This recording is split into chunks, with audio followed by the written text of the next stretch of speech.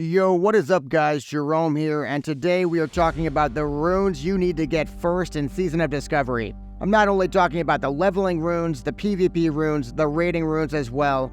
These are the runes that are going to change the game for you and your character. Let's get right to it. First up, let's talk Priest. At number 5, we have the glove rune Shadow Word Death. Shadow Word Death is an instant cast 140 damage spell on a 12-second cooldown. It immediately increases your leveling speed and your raid damage at the same time. At number 4, we have the leg rune Prayer of Mending. Prayer of Mending is a 750 healing in a single global cooldown. Compare that to the spell Heal, which is a 3-second cast for about 500 healing. The number 3 rune is a chest rune, Strength of Soul. Power Word Shield no longer stops rage generation, so you can spam it on tanks and keep them safe. Strength of Soul lets you shield targets way more often, which is really strong in group scenarios if you have the mana for it. The number 2 rune is the glove rune, Penance. It heals for about 513 single target, which is the best direct heal in the game. Damage values are subject to change, but it's about 190 damage in 2 seconds. That makes it the best single target damage ability for Priest. I have to throw in a bonus rune here as well. That would be the leg rune Homunculi. My BlizzCon sources have suggested that Homunculi reduces armor by 1,000 as one of its effects. If that ends up being true, it would be more than 5 Sunders. That would make it the best armor reducer in the entire game for any raid boss. But the rune to get first for Priest is Circle of Healing. Circle of Healing just got buffed to a 40-yard range, and it's 276 heals per person. That puts it in the range of a level 30 Prayer of Healing, except instant. Moving into Paladin, at number 5 we have Exorcist. Rank 1 Exorcism's only about 96 damage. But having an instant spell with a 30-yard range will really ramp up your single target damage. At number 4 we have a chest rune, which is Divine Storm. This should be one of the strongest AoE abilities in the game, especially with a high top-end weapon like Varrigan's Fist. At number 3 we have a glove rune, which is Beacon of Light. Beacon has been nerfed to just a 40-yard range, but Holy Paladins will still be the kings of tank healing. At number 2 we have a glove rune, which is Crusader Strike. Crusader Strike helps to fix your mana issues, and it gives you another instant damage ability with no cost. The Paladin rune to get first is a leg rune though, it's Avenger's Shield. Avenger's Shield is 180 damage to up to 3 targets on a 30-second cooldown. That's a very overpowered 540 damage instantly from 30 yards away. Moving into Shaman, at number 5 we have a leg rune, which is Shamanistic Rage. A full pre-bis Shaman of any spec will have at least 125 attack power. That means they generate at a minimum 19 mana per second for 15 seconds. Your party will also be getting 28 mana per minute each as well, which is a nice bonus. At number 4 we have a leg rune, which is Earth Shield. Earth Shield is 300 healing for only 121 mana. That's one of the highest heal per mana spells in the game, next to spells like Penance. At number 3, we have a chest rune, which is Overload. Lightning Bolt with Overload goes from 98 damage per base cast to 115. More exciting though is the Lava Burst interaction. Overload increases Lava Burst to a concerningly high 390 damage per cast. At number 2, speak of the devil, we've got Lava Burst. This is a rune you'll definitely want to get as quickly as you can. It'll be great for both leveling and for raids as well, though with an 8-second cooldown, it's pretty likely to be nerfed. The higher priority glove rune to get is Water Shield though. The 4% gained mana when getting hit makes this a must-have for any tank shaman. But if you have 2,000 maximum mana, you also get 20 extra mana per 5 seconds. Moving into Warrior, at number 5 we have a chest rune, which is Blood Frenzy.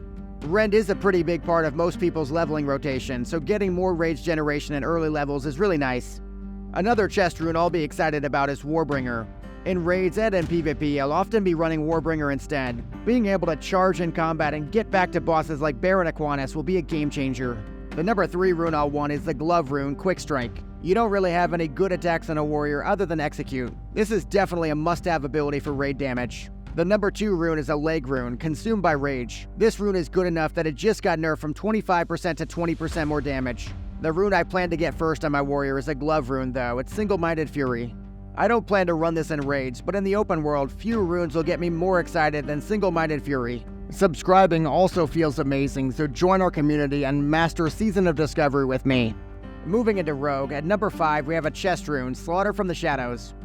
Running a backstab build with Slaughter from the Shadows looks to be one of the strongest rogue builds.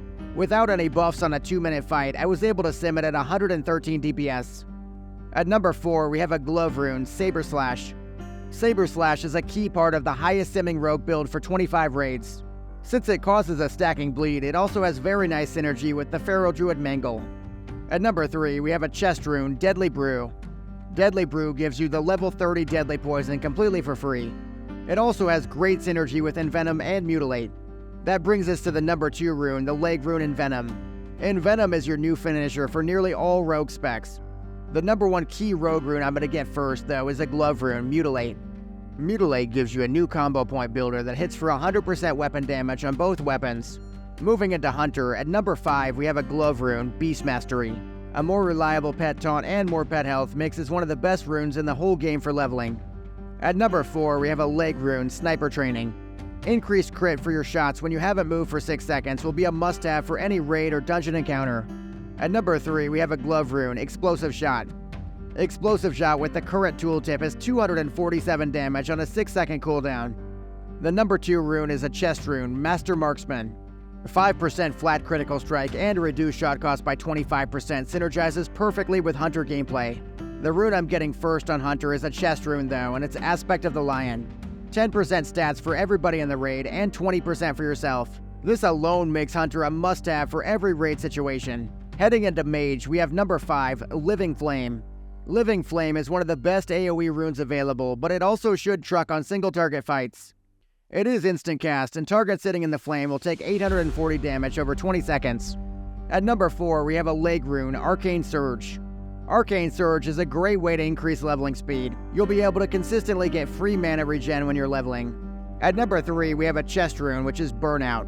15% increased critical strike is one of the best passive talents for any class in the entire game. At number 2, we have a glove rune, Living Bomb. Everybody's talking about Living Bomb for the AoE damage at the end of it, but it's also a free 12 damage dot, which is great on bosses too. The rune I'm getting first on my mage though is Icy Veins. That's a leg rune that's one of the few ways to get spell haste in Season of Discovery. Moving into Druid, at number 5 we have a chest rune, Fury of the Stormrage. Infinite Wrath at no cost is amazing for farming. It'll be hard not to run this talent on both healing and boomkin druids. Number 4 is a leg rune, which is Savage Roar. Savage Roar is a 30% damage increase in cat form, and it's a key part of my feral build. At number 3, we have a hand rune, Sunfire. Sunfire's instant damage and a dot as well, and it's going to amp up leveling in all 3 specs. Moving into number 2, we have a glove rune, which is Mangle. Mangle makes feral druids very strong, but it also amps up your entire raid. Rogues with Saber Slash go up 10 DPS just by playing with a Mangle druid. The rune I'm getting first on my druid is a chest rune though, which is Wild Strikes. There's no more guaranteed raid spot in the game than a druid with Wild Strikes. That's because it's the only Wind Fury available at level 25. Next up we have Warlock. At number 5 we have a glove rune, which is Haunt. Haunt gives you a much needed instant damage button for affliction. It also increases your shadow damage at the same time. At number 4 we have a chest rune, which is Lake of Fire. Rain of Fire is already one of the better AoE abilities in the game. Now you get a free Consecrate and 40% fire damage as well. At number 3 we have a glove rune, which is Metamorphosis. I'm rushing meta for the bigger life taps, the free armor, and the AoE damage every 6 seconds. At number 2 we have a chest rune, which is Master Channeler.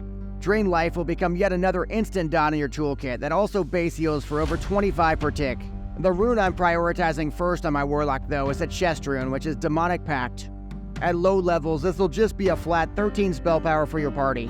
All Warlocks are going to be forced to run this talent in raids, and it's a must-have early on. Another must-have is deciding the right server to play on. My new guide to the PvP servers and the 50-50 faction changes in the video will help you make that decision.